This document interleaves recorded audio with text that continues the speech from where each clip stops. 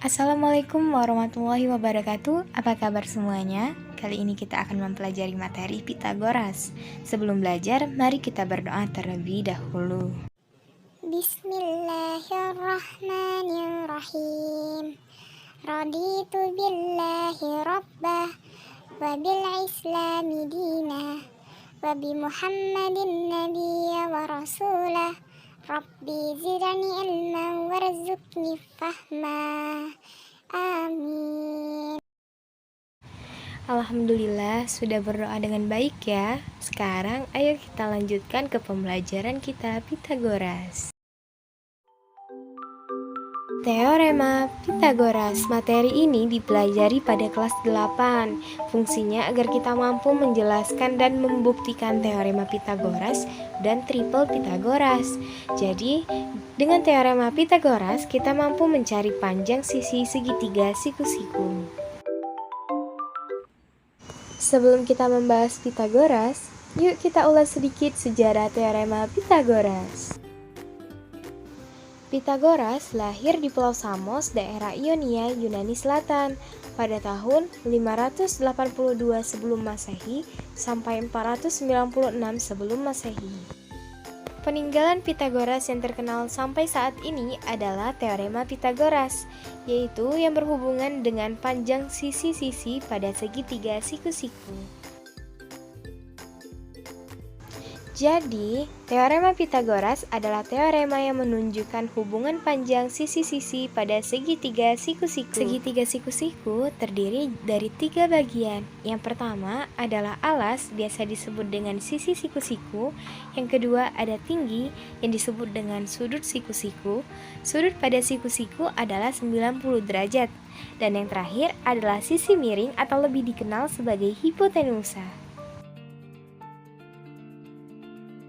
Sekarang, kita akan membuktikan teorema Pitagoras 1 dengan menggunakan luas segitiga siku-siku dan luas persegi. Misalkan, kita memiliki 4 segitiga siku-siku identik di sini, di mana kita akan mengubahnya menjadi sebuah bentuk persegi besar. Sekarang, kita akan mengatur 4 segitiga siku-siku tersebut ke dalam sebuah persegi yang di dalamnya terdapat sisi C.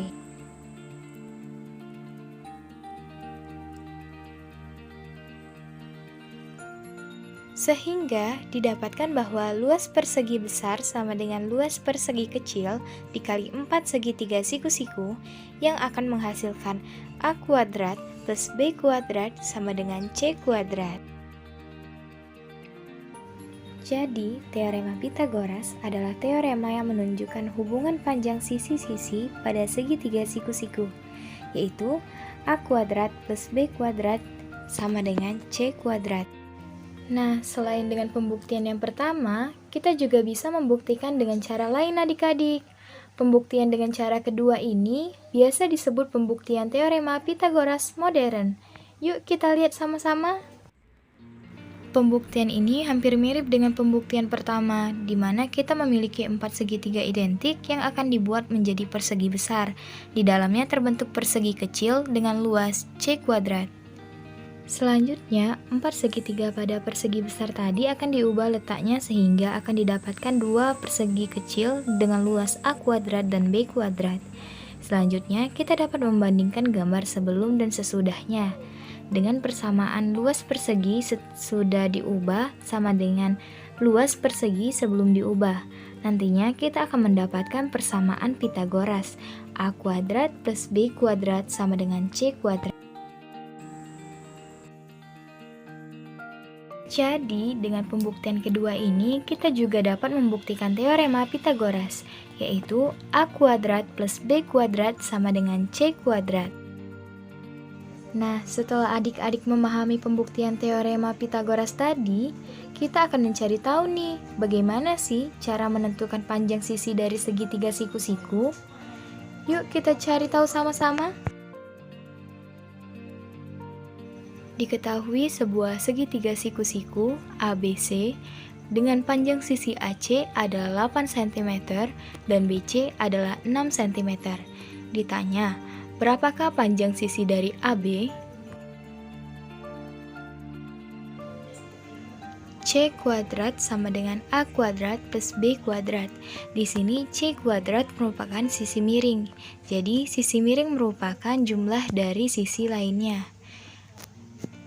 Jadi AB kuadrat sama dengan AC kuadrat plus BC kuadrat menghasilkan panjang sisi dari AB adalah 10 cm.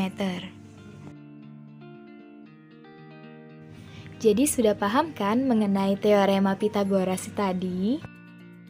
Jadi kita tarik kesimpulan bahwa teorema Pythagoras adalah teorema yang menunjukkan hubungan panjang sisi pada segitiga siku-siku dengan persamaan A kuadrat plus B kuadrat sama dengan C kuadrat.